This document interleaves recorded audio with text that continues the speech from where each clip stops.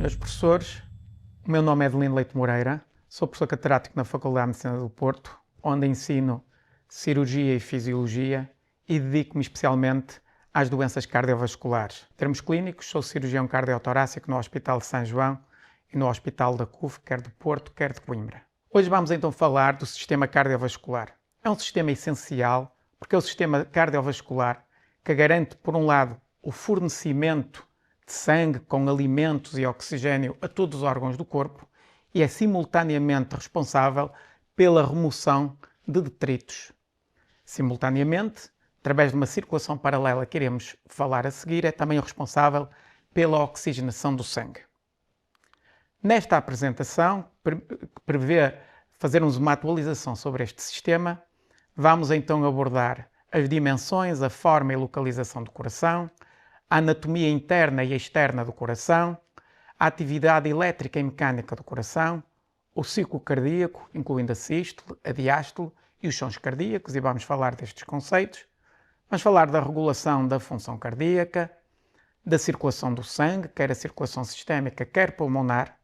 Vamos falar ainda, porque o sistema cardiovascular tem o coração e tem os vasos sanguíneos, impõe-se falar dos vasos sanguíneos e da sua função, artérias, veias e capilares. Vamos falar das trocas capilares e das trocas linfáticas e terminar com a circulação coronária.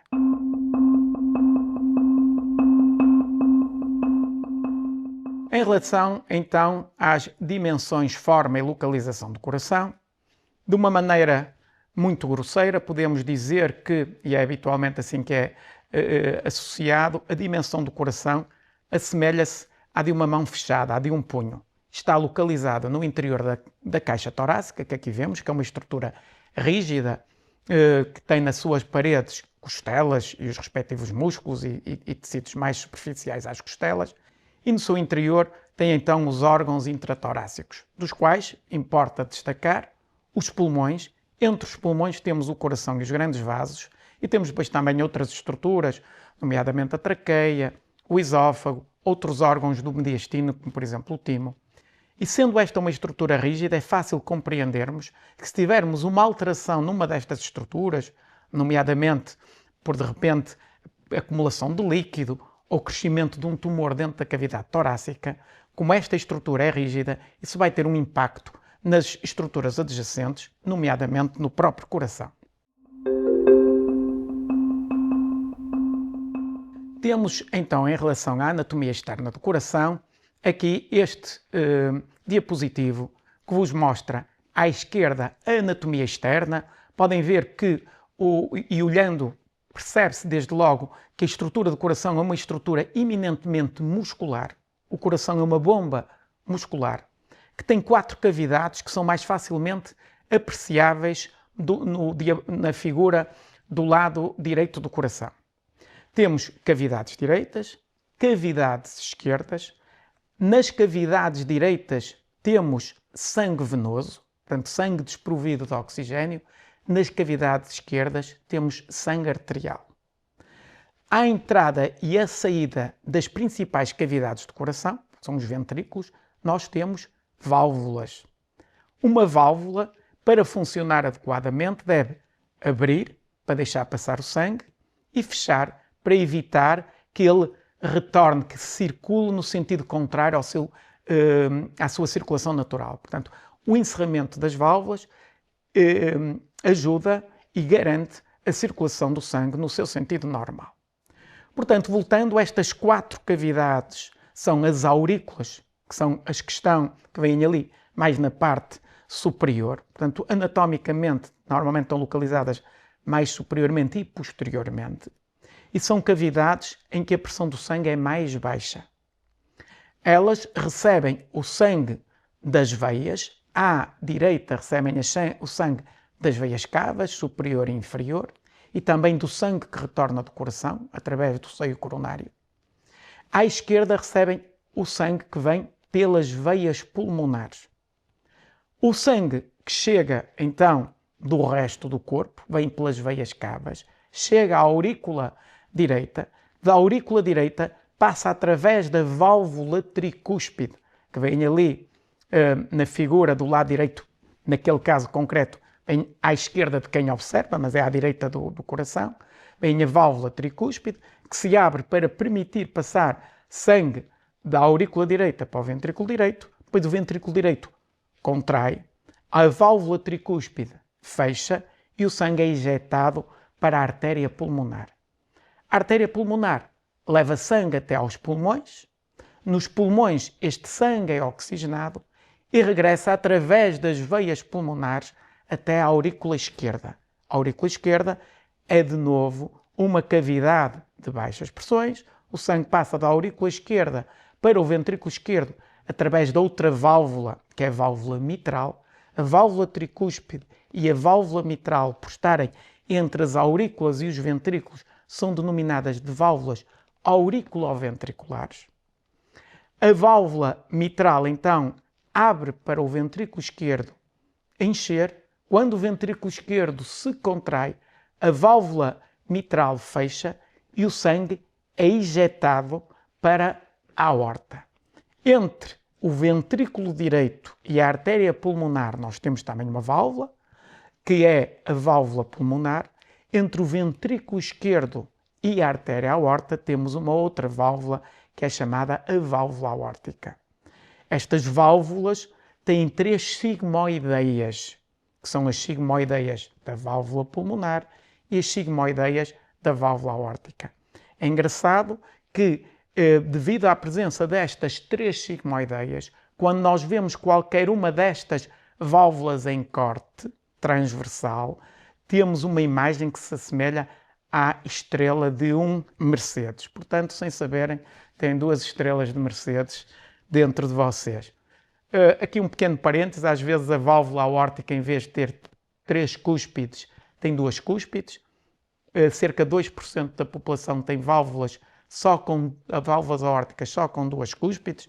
Elas muitas vezes funcionam bem até à 6ª ou 7ª década de vida. Mas isto é um parêntese e, portanto, sobre a anatomia interna e externa do coração, eram estes os conceitos essenciais.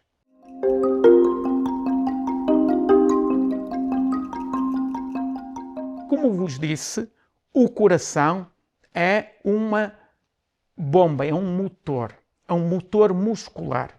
Eu muitas vezes aos meus alunos costumo dizer que quando nós assimilar às vezes o coração ao motor de um automóvel, que todos nós sabemos que pode ter para funcionar bem, tem que funcionar bem o seu componente elétrico e o seu componente mecânico. De tal maneira, quando a gente tem uma avaria, às vezes tem problemas que são do foro do eletricista e temos outros problemas que são do foro do mecânico. E ambos são essenciais para que o motor do carro funcione adequadamente. No nosso coração é também isso que acontece.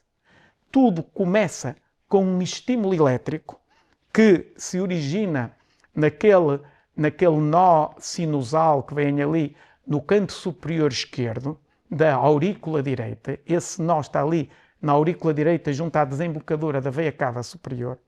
E esse é o nosso pacemaker normal. O que é um pacemaker ou marca-passo? É como o maestro, que marca o ritmo. Neste caso não da orquestra, mas do nosso coração. Esse nosso sinusal é então responsável pela gênese de estímulos elétricos regulares que vão promover a contração do coração. A partir desse nó sinusal, o estímulo passa primeiro para as aurículas, que são aquelas estruturas que vêm ali mais acima, de mais baixa pressão, como eu vos disse, e a chegada do estímulo elétrico às aurículas vai promover a sua contração, ainda antes de ele chegar aos ventrículos. O que é que isso acontece? É que como as aurículas são estruturas de baixa pressão e os ventrículos, quando se contraem, geram alta pressão, para que a contração das aurículas seja eficaz e ajude ao enchimento do coração, é importante que elas se contraiam antes dos ventrículos. Por isso temos o estímulo que sai do nó sinusal. Depois ele dispersa-se para as aurículas e chega àquela estrutura amarela que ali vê em baixo, que é o nó auriculoventricular. O nó auriculoventricular também tem capacidade de gerar estímulo por si só. E, portanto, se o nó sinusal falhar, este era como se fosse o subchefe, como se fosse o imediato de um navio, quando falha o capitão, ele é capaz de tomar o comando do navio, neste caso, o comando do nosso coração. Este nó auriculoventricular, quando recebe o estímulo, retarda-o um bocado e retarda a sua passagem, porque é a nível deste nó, para que um estímulo elétrico propague, ele só se faz através de células excitáveis. E nós, no nosso corpo, as nossas células excitáveis ou são células nervosas ou são células musculares. No passado, pensava-se até que este tecido de condução cardíaco, isto, digamos, já há alguns séculos, pensava-se que isto até seriam estruturas nervosas. Sabe-se atualmente, e está perfeitamente demonstrado, são células musculares, mas são células musculares diferenciadas para a gênese e condução de estímulos. Esta condução pode ser mais rápida ou mais lenta. Neste sítio, neste nó auriculoventricular, o estímulo é conduzido mais lentamente porque assim permite que as aurículas contraiam e depois o estímulo passe para os ventrículos. No entanto, depois de chegar aos ventrículos, convém que a condução seja muito rápida para que o coração, para que o músculo ventricular se contraia mais ou menos uniformemente e ao mesmo tempo. Porque se um contraísse agora e o outro só se contraísse uns milissegundos depois, nós perdíamos eficácia hemodinâmica da função cardíaca. Portanto, temos então estas estruturas que estão ali representadas a amarelo, que são as estruturas diferenciadas para a gênese de estímulos e para a sua condução até às células musculares. Chegando às células musculares, desencadeiam uma despolarização de membrana, que a gente chama um potencial de ação, e esse fenómeno elétrico traduz na ativação a nível da ultraestrutura da célula de umas proteínas, de uns filamentos, que são os filamentos musculares, que, através de determinado tipo de fenómenos que estão para além do espectro desta apresentação, promovem a contração muscular. Portanto, coração, parte elétrica, parte muscular, aliás, parte mecânica, quer a parte elétrica, quer na parte muscular, na responsabilidade de fibras musculares, as que conduzem o estímulo, diferenciadas para a gênese e condução de estímulos, as contráteis mais diferenciadas para a contração muscular e para a gênese de força muscular. E é isto que este diapositivo, de uma forma animada, pretende representar. Vêem na mesma ali as tais, representada a amarelo, as tais fibras diferenciadas para a gênese e condução do estímulo, e depois vem o músculo cardíaco a contrair. Primeiro via-se aos aurículas, depois os ventrículos, e víamos também, no fundo, a abertura e o encerramento das válvulas cardíacas. Do lado direito desta representação temos um traçado. Este traçado é o traçado do eletrocardiograma. O que é o eletrocardiograma? É uma forma de nós captarmos a atividade elétrica do coração, as diferenças de potencial, e cada uma daquelas curvas tem a sua representação. Aquela curva que está ali representada, que é uma onda P, é a curva que representa a atividade elétrica das aurículas. Depois temos três outras curvas, que é a curva Q, R e S. Portanto, como são três curvas, nós chamamos aquilo um complexo, é o complexo QRS, que representa a atividade elétrica, a despolarização dos ventrículos. E depois temos a onda T, que representa o retorno dos ventrículos à sua posição de repouso. As aurículas também retornam à sua posição de repouso através de uma onda, mas por estar sobreposta sobre o complexo QRS, não é habitualmente visível no eletrocardiograma. O que é o ciclo cardíaco, a sístole, a diástole e estes sons cardíacos? O coração funciona ciclicamente. Quando é que a gente tem um fenómeno ciclo? Quando temos um determinado fenómeno e ele, passado um determinado tempo, se volta a repetir. Portanto, todos os fenómenos da atividade cardíaca se repetem ciclicamente, sendo que num indivíduo normal se repete a frequência dá ali nos 70, 80, sendo um intervalo normal entre os 60 e os 100 batimentos por minuto. Pessoas que muitas vezes tenham alguma atividade física, algum exercício físico, ou os atletas têm até uma frequência cardíaca um pouco mais baixa. em determinadas circunstâncias, a frequência cardíaca pode subir, mesmo num indivíduo normal. Nós estamos a falar na frequência cardíaca em repouso. Todos nós sabemos que se corrermos, que fizermos algum exercício, se estivermos numa situação de stress, que a frequência cardíaca aumenta. Temos aqui representado o ciclo cardíaco, e esse ciclo cardíaco tem então estas fases. O coração, basicamente, para exercer a sua atividade mecânica, o que é que ele tem que fazer? Tem que se contrair e esvaziar e tem que relaxar e encher. A contração e o esvaziamento dos ventrículos nós chamamos a sístole cardíaco. O relaxamento e o enchimento ventricular nós chamamos a diástole cardíaca.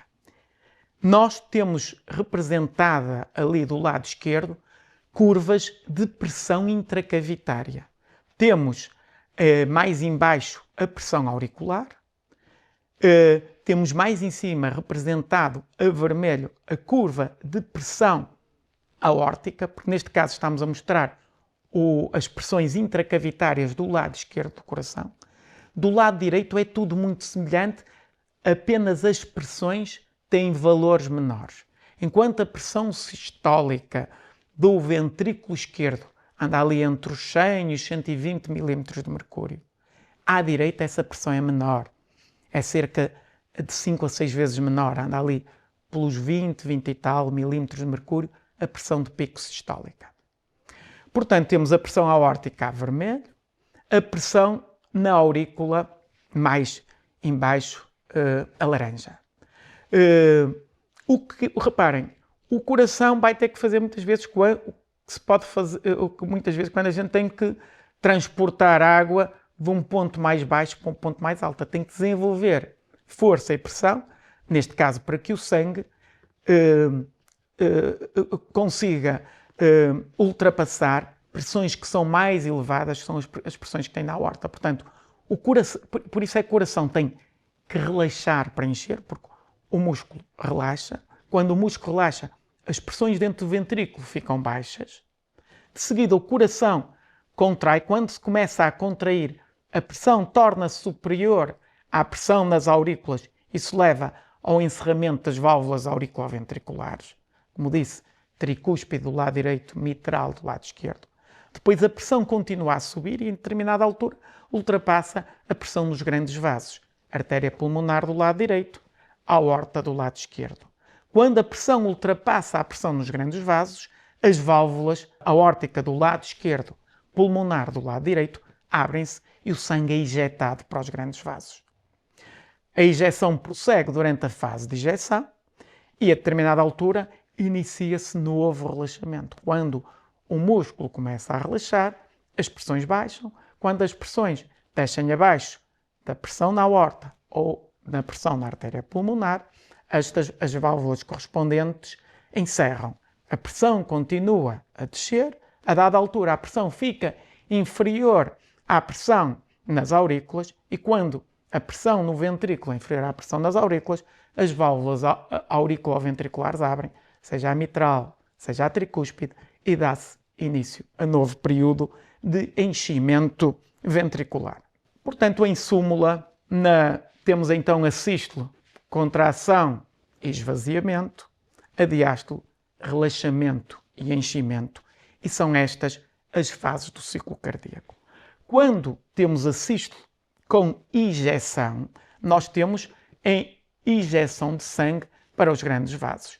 É por isso, está ali também representado, quando há injeção de sangue, nós temos uma onda de pulso que é sentido quer nos vasos centrais, mas também perifericamente. E nós podemos palpar o pulso aqui na artéria radial, na cubital, na carótida, na femoral, em qualquer sítio em que tenhamos uma artéria à superfície, normalmente seremos capazes de palpar o pulso cardíaco. Além disso, há aqui um aspecto no slide de introdução, eu falava também nos sons cardíacos. E nós vimos que quando o ventrículo começa a contrair, as válvulas auriculoventriculares mitral e tricúspide fecham e o encerramento das válvulas dá um som cardíaco que é audível ou encostando o ouvido, mais ou menos, mas às vezes um bocadinho mais, mas através de um estetoscópio é facilmente perceptível os sons cardíacos. E, portanto, o encerramento das válvulas auriculoventriculares dão um chamado primeiro som cardíaco, ou S1. O encerramento das válvulas sigmoideias aórtica e pulmonar no final da fase de ejeção dão o segundo som cardíaco. E estes são os sons normais ou fisiológicos. E normalmente não ouvimos mais nenhuns, a menos que haja alguma alteração. E aí, também, embora saia um bocadinho fora do espectro, mas só para lançar aqui uma pequena curiosidade, da mesma maneira que se nós fecharmos uma porta, estiver vento e houver uma frincha, nós ouvimos o vento a passar naquela frincha, porque a porta no fundo não está completamente fechada. Se nós tivermos uma válvula que fecha mal, o sangue vai regurgitar e faz um som que é um sopro cardíaco. Da mesma maneira, se nós tivermos uma válvula mais apertada, é como quando a gente fecha os lábios e sopra e sai um assobio, dá também um sopro, um som que é audível.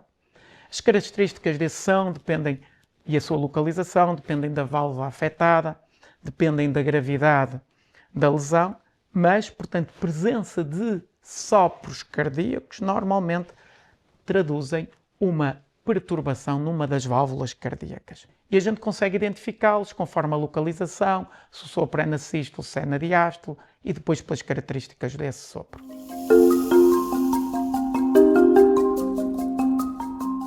Agora, esta função do coração também é regulada. No fundo, a principal função do coração é a injeção de sangue para, no fundo, irrigar os órgãos periféricos, no caso do ventrículo esquerdo, ou para perfundir o pulmão para as trocas gasosas, no caso do ventrículo direito. E, portanto, a quantidade de sangue que é injetada por minuto chamamos de débito cardíaco. E, portanto, a função do coração é eminentemente, ou seja, se nós avaliarmos a regulação do débito cardíaco, estamos de alguma forma a avaliar a função cardíaca. E este débito cardíaco pode ser regulado por fatores intrínsecos ao próprio coração, nomeadamente a frequência de contração, a frequência cardíaca. Dentro de determinados limites, se nós aumentarmos a frequência cardíaca, vamos injetar mais sangue porque ele contrai mais vezes. É evidente que isto não é assim tão linear, porque se aumentarmos a frequência cardíaca, a dada altura o coração passa a ter menos tempo para encher e menos tempo para esvaziar. Ou seja, ele contrai mais vezes, mas às vezes, a partir de determinado valor de frequência cardíaca, ele injeta menos sangue de cada vez. O que significa que às vezes, para frequências cardíacas muito elevadas, muitas vezes o aumento da frequência cardíaca pode traduzir-se numa diminuição do débito cardíaco e do sangue injetado. Por isso, quando a gente tem taquicardias extremas, o doente pode desmaiar. E, portanto, a frequência cardíaca, mas esse é um determinante intrínseco, dentro de limites fisiológicos, um aumento da frequência cardíaca traduz-se num aumento do débito cardíaco. A contractilidade é força intrínseca do coração e isso pode ser regulado por aspectos subcelulares, nomeadamente que têm a ver com a cinética dos miofilamentos e a cinética do cálcio. Esses fatores intrínsecos são chamados fatores cardíacos. Mas temos também estes fatores acopladores, que é a carga. A carga, nós percebemos, todos nós, se tivermos que nos movimentar, é diferente se tivermos que nos movimentar de corpo livre ou se tivermos que nos movimentar com um saco de 50 kg às costas. O coração também é dependente da carga externa que lhe é imposta. E é por isso que nós chamamos a estes fatores acopladores. Por coração, como vemos, temos então os seus fatores intrínsecos, a frequência e a contractilidade, que regulam o débito cardíaco, mas o coração só funciona, e é por isso que a gente chama o sistema cardiovascular, a função do coração está intimamente dependente da função vascular que lhe está acoplada. Sendo que os vasos sanguíneos, como vamos ver adiante, temos as artérias e tem as veias. As veias são as que fazem chegar sangue ao coração. E nós, digamos, o coração está sujeito a uma determinada carga, que nós chamamos aqui pré-carga e pós-carga. O que é a pré-carga?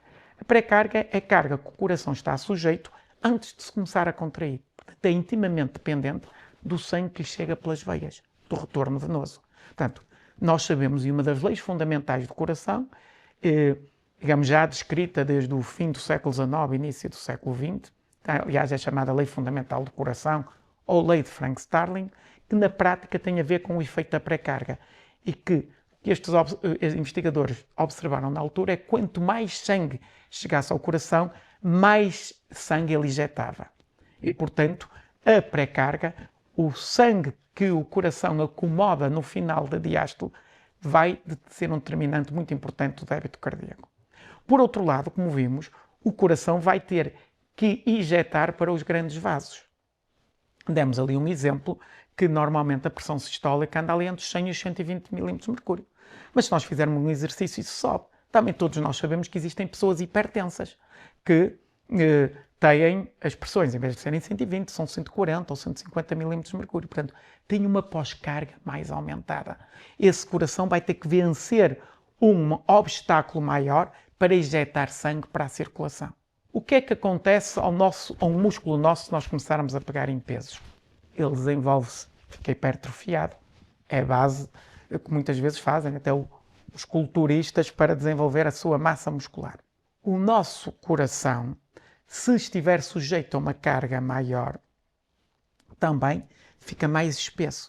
Simplesmente enquanto o desenvolvimento muscular exercido pelo exercício físico ou promovido pelo exercício físico induz alterações fisiológicas e saudáveis, dentro de limites razoáveis, uma carga cronicamente imposta sobre o coração induz alterações que inicialmente até podem parecer compensatórias, mas que vão induzir alterações deletérias, muitas vezes irreversíveis, mesmo que a gente remova o estímulo. Por isso que é muito importante tratar a hipertensão arterial, muitas vezes com medicamentos, começando muitas vezes por estilos de vida saudável, evitando o sal, fazendo algum exercício físico, etc. Porquê? Porque um estímulo dessa natureza põe um músculo mais espesso. O músculo mais espesso muitas vezes precisa de se alimentar mais, mas o músculo cresce, mas os vasos sanguíneos não se desenvolvem na mesma proporção. E, além disso, acontece à estrutura muscular cardíaca aquilo que acontece quando a gente tem uma lesão na pele, fica com uma cicatriz. O coração também, se for cronicamente agredido, em vez de ter só músculo, passa a ter também tecido fibrótico, como se fosse tecido cicatricial. E um tecido cicatricial, não, compreendem, não é tecido muscular. Não só não ajuda na contração, mas pode inclusivamente prejudicar o funcionamento normal do coração. No entanto, a pós-carga é uma estrutura fisiológica, varia em determinadas circunstâncias, aumentos crónicos da pós-carga através de uma hipertensão arterial ou, por exemplo, de um aperto da válvula aórtica podem induzir alterações deletérias no coração.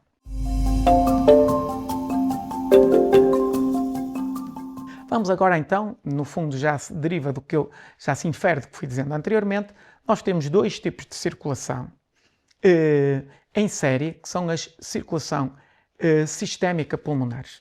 A circulação sistémica é a circulação, no fundo, que se origina no ventrículo esquerdo, com a injeção de sangue para a aorta, inclui todas as artérias, ramos de artérias, arteríolas, até à rede capilar. Nos capilares, portanto, esta circulação vai a todos os órgãos do corpo, incluindo os próprios pulmões, porque os pulmões, além de oxigenarem sangue, eles próprios têm que se alimentar. Portanto, a circulação sistémica, também existem artérias, são artérias brônquicas que alimentam o aparelho respiratório. Portanto, esta circulação que sai do ventrículo esquerdo, que nós chamamos circulação sistémica, que está sujeito a regimes de pressões mais elevados, como há bocado disse, pressões sistólicas na ordem dos 120, diastólicas na ordem dos 80, mas com intervalos de normalidade dependentes de indivíduo para indivíduo. E na rede capilar promovem, no fundo, as trocas, quer gasosas, no fundo, fornecem oxigênio, removem o dióxido de carbono e fornecem nutrientes a todos estes tecidos. Depois de irrigados estes tecidos, o sangue regressa por vénulas, que vão associando entre si, até veias. As veias que regressam depois à aurícula direita. Temos duas veias principais que regressam à aurícula direita. São as veias cavas. A veia cava superior traz sangue da metade superior do corpo, a veia cava inferior da metade inferior do corpo. À aurícula direita ainda chega uma outra veia, que é o chamado seio coronário, que traz o sangue do próprio coração, porque o coração ele próprio tem que se alimentar. Portanto, quando o sangue sai da aorta, as primeiras artérias, os primeiros ramos arteriais que saem da artéria aorta, logo ali ao nível da própria válvula aórtica, são as artérias coronárias. As artérias coronárias alimentam o próprio coração. Depois chega então o sangue venoso à aurícula direita, da aurícula direita, como já disse, passa para o ventrículo direito e do ventrículo direito é ejetado para a artéria pulmonar, de modo a ir aos pulmões, e nos pulmões o sangue é oxigenado, portanto remove-se o dióxido de carbono e enriquece o sangue em oxigênio. Além da circulação sanguínea, é muito importante nós também falarmos no sistema linfático. Vocês vão ver que nestas trocas capilares, eu vou mostrar isso mais à frente, nessas trocas capilares há troca de oxigênio e nutrientes e sai água dos capilares para os tecidos e regressa a nível da extremidade mais próxima das artérias dos capilares e na extremidade dos capilares mais próxima das veias, essa água volta a entrar. Mas normalmente sai mais água do que entra. Há alguma que fica ali no líquido intersticial. O líquido intersticial é aquele líquido que está entre as células e fora dos vasos sanguíneos. Se não houvesse nada que removesse essa água, ia-se acumulando líquido aí no tecido intersticial e forma, no fundo, um inchaço, um edema, todos nós já vimos.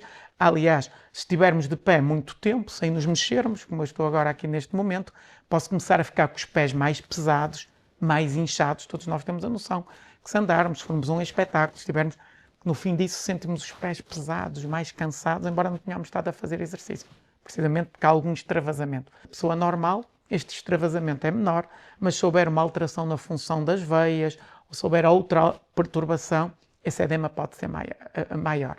Ora, o sistema linfático é encarregue de remover pelo menos parte desse líquido. Portanto, no indivíduo normal, sai líquido a nível dos capilares, na extremidade arteriolar, e depois esse líquido regressa à circulação pelos capilares na extremidade venular e também pela parte linfática. Além destes vasos linfáticos e gânglios linfáticos, há um conjunto de órgãos linfáticos que estão ali também representados na figura da direita. Falamos então nestas estruturas vasculares, portanto estamos a falar do sistema cardiovascular, falamos muito do coração, já falamos de algumas artérias, mas é importante, falamos de artérias, falamos de veias, falamos de capilares. Cada uma destas estruturas vasculares tem composição diferente e características diferentes que está muito adaptada à função que vai ter que desempenhar. As artérias têm normalmente uma parede mais espessa, as artérias mais centrais de maior calibre, maior diâmetro, têm normalmente uma parede muito rica em fibras elásticas. O que é que significa? É como se nós imaginarmos um elástico, se a gente puser uma tensão nele, distende, quando a gente o liberta, ele regressa à sua posição inicial. Ora, as artérias de grande calibre são distendidas ciclicamente quando o sangue vem do coração e injeta nessas artérias de grande calibre. E, portanto, é por isso que nós temos o pulso sistólico. E quando o coração está em repouso, a circulação não para. Se as artérias não fossem elásticas, se fossem tipo um vidro, a gente injetava, aliás, há uma experiência muito engraçada em que a gente, aliás, que até podiam os seus professores fazer com os vossos alunos, que era arranjar um tubo de borracha e um tubo de vidro e uma seringa. Se puserem a seringa a injetar para o tubo de vidro, só veem a sair líquido na extremidade do tubo de vidro quando estão a oprimir o êmbolo da seringa. Quando param, não sai nada. Se tiverem um tubo de borracha, quando injetarem, vocês vão ver que ele passa líquido nessa altura, mas quando param de injetar fluido, como o tubo elástico se distendeu, continua a sair um bocado de líquido até que o elástico regressa à sua posição original. As artérias é a mesma coisa. Elas distendem quando o sangue é injetado a partir do coração e depois vão regressando progressivamente à sua posição inicial, fazendo que o fluxo é pulsátil, varia a sua velocidade, mas temos sempre fluxo permanente. Ou seja, nós não temos fluxo na sístole e depois não temos fluxo sanguíneo nenhum, não. Na nossa circulação temos o sangue permanentemente a circular precisamente devido a esta natureza elástica das artérias de grande calibre. À medida que vamos caminhando para a periferia, as artérias, em vez de terem fibras elásticas, passam a ter fibras musculares. É um músculo de características diferentes do músculo esquelético, do músculo cardíaco, mais semelhante ao músculo das vísceras, que é um músculo liso, cuja função é mais independente da nossa vontade. E essas arteríolas ou artérias musculares têm como função, contraindo ou distendendo, fazer regular as resistências vasculares periféricas e ajudar a regular o fluxo sanguíneo e adaptando, no fundo, às necessidades dos órgãos. Por exemplo, se nós tivermos muito frio, não queremos que, por exemplo, tenha circulação para a pele, é por isso que as mãos ficam frias, contrai. Se estivermos a fazer exercício muscular, queremos irrigar mais os nossos músculos. Portanto, as artérias que alimentam os músculos relaxam para melhorar a irrigação do sangue muscular. Da mesma maneira, quando estamos a fazer a digestão, precisamos de circulação de sangue no nosso intestino para que a digestão ocorra e para que haja absorção dos alimentos. E, portanto, nessas circunstâncias, essas artérias dilatam. É por isso que muitas vezes, a seguir a uma refeição muito abundante e muito copiosa e muito rica em gorduras, muitas vezes a gente até se sente um bocado sonolento. Porquê? Porque há uma grande quantidade de sangue que é desviado para a circulação esplêncnica. E se chegar à circulação esplêncnica, pode diminuir um bocado a perfusão cerebral, essa sensação de sono. E, portanto, estas são características importantes. Portanto, à medida que caminhamos para a periferia, temos então estas artérias mais musculares, depois chegamos aos capilares. Os capilares são estruturas finas. Qual é a função dos capilares, como eu disse? É trocar, trocas.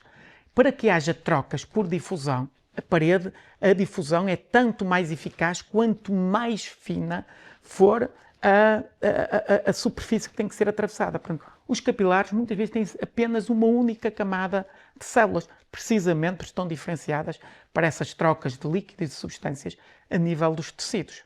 Depois as veias.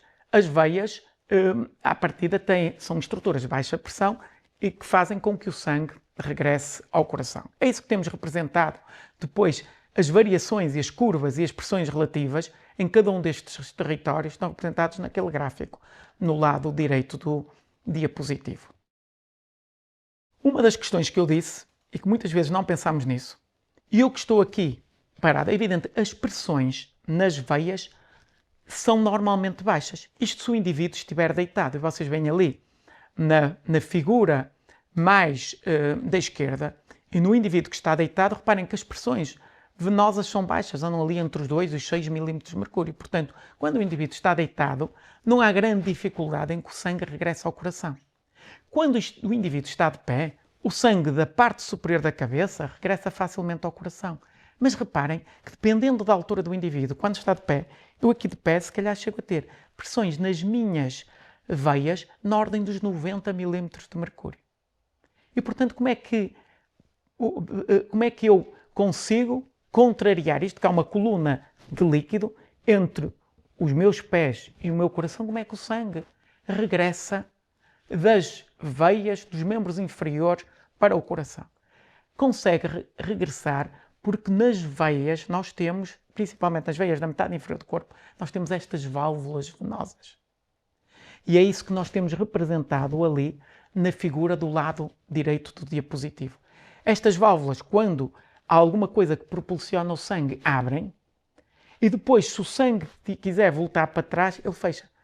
Nós conseguimos, e é por isso que se nós estivermos parados e de pé, para evitar grande tensão nas nossas veias e incompetência venosa, e quando temos incompetência venosa muitas vezes vêm veias dilatadas, as varizes, tem a ver precisamente, muitas vezes as varizes resultam de uma disfunção de uma doença venosa e, em parte, relacionada também com a disfunção das válvulas venosas. É por isso que quando a gente está parado, idealmente, fazer aquilo que eu estou aqui a fazer, mexer-me um bocado, para que os músculos das pernas, ao contrair, propulsionam o sangue no sentido que as válvulas deixam. E as válvulas só deixam que o sangue seja propulsionado em direção ao coração. Se uma destas válvulas começarem a ficar insuficientes, nós começamos a ter congestão venosa. É por isso que uma pessoa com disfunção venosa tem depois os pés mais inchados e muitas vezes já viram de certeza pessoas até com alterações das características, uma pele mais doente, às vezes até úlceras venosas e alteração da coloração da pele. Trocas capilares, como vos disse, os capilares estão muito vocacionados para as trocas. Como é que estas trocas se dão? O movimento de fluidos dá-se a favor de gradientes de pressão. No lado dos capilares, mais próximo das arteríolas, a pressão nos capilares é superior à pressão nos tecidos. Portanto, se a pressão hidrostática é superior, nós temos que os líquidos têm tendência a sair. Do lado venoso é ao contrário, ele tem tendência a entrar. Há depois outros fatores que regulam esta dinâmica de fluidos, nomeadamente o que chamamos a pressão oncótica, que tem a ver, nomeadamente, com as proteínas de alto peso molecular. A presença de, por exemplo, quando sai líquido dos capilares para o líquido intersticial, as proteínas, no fundo, ficam mais concentradas e, portanto, elas próprias tendem a chamar líquido de novo para o interior dos capilares. Portanto, temos pressão oncótica e pressão hidrostática a regular esta dinâmica e troca de fluidos entre o compartimento intersticial e o compartimento intravascular. Nós temos ali representado um capilar sanguíneo e temos depois também representado ali um vaso linfático, um capilar linfático, como veem, é responsável pela reabsorção do líquido que não regressou na sua plenitude aos vasos. E chegamos aqui à última parte, então, desta apresentação, que tem a ver com a circulação coronária, para fazer aqui também um bocadinho de translação com a clínica. Falei-vos já de patologia venosa, falei-vos de patologia valvular, falei-vos também já de hipertensão arterial, mas o coração, para funcionar bem, tem que receber sangue destas artérias, que são as artérias coronárias. Como vos disse, são os primeiros vasos que saem da artéria aorta e vocês nesta ilustração, que inclusivamente nós temos duas artérias principais, que é a coronária direita e a coronária esquerda. Pois a coronária esquerda bifurca-se muito precocemente em dois ramos principais, que é a artéria descendente anterior e a artéria circunflexa. E depois dão vários ramos cuja anatomia detalhada também está fora do espectro desta apresentação. Uma das curiosidades é que, quando estas artérias estão obstruídas, nós temos o que nós chamamos uma doença isquémica do coração. Essa doença isquémica pode ser de duas naturezas. Ou não chega sangue suficiente quando a gente faz exercício e aquele doente aquele indivíduo, quando se mexe, quando faz algum exercício, quando tem algum stress emocional, tem um desconforto no peito. Portanto, então, nós podemos ter alterações nestes vasos coronários porque temos um aperto, então temos essa angina de peito, que pode dar desconforto limitativo da qualidade de vida e do dia-a-dia do doente, ou podemos ter uma oclusão súbita de um vaso que é ameaçadora agudamente da vida e que é uma emergência médica na qual o doente deve recorrer imediatamente a uma urgência, porque se for um vaso de grande calibre ele tem que ser desobstruído para evitar o desenvolvimento do infarto miocárdio. Esta artéria pode ser desobstruída, muitas vezes através de um tubinho, de um catéter, em que a gente o desobstrui, mas às vezes quando a doença já é muito evoluída, já não há possibilidade. Às vezes também digo aos meus doentes que é como quando a gente tem a canalização lá de casa, se tivermos só comida ainda mole, a gente consegue desobstruir aquilo até só com um líquido aqui no nosso, que dissolva aquela obstrução. Se a obstrução for um bocado mais complexa, temos de chamar o picheleiro e ele, com os escovilhões, já desobstrui os canos. Mas se a canalização já estiver muito ferrugenta, muito calcinada, se ele tentar desobstruí-los, pode inclusivamente levar ao rebentamento dos mesmos e, portanto, nessa altura é necessário colocar nova canalização. E termino aqui só também, uma vez que, para vos dar a oportunidade de ver um coração a contrair. Isto é um coração de um paciente que tinha patologia nas artérias coronárias e o que nós estamos a fazer aqui é precisamente a colocar nova canalização. Nos dias que correm conseguimos fazer isto com o coração a bater, sem o parar e fazer bypasses, colocar nova canalização para todos os territórios do coração, sendo que pelas técnicas atuais, se a cirurgia for feita de acordo com o gold standard, ou seja, com as técnicas mais indicadas, estes doentes poderão deixar de ter problemas relacionados com isso, embora tenham necessidade de fazer prevenção para toda a vida, mas podem ter este problema em concreto resolvido por 20 a 30 anos, pelo menos. Agradeço a vossa atenção, espero que tenham gostado e até uma próxima oportunidade.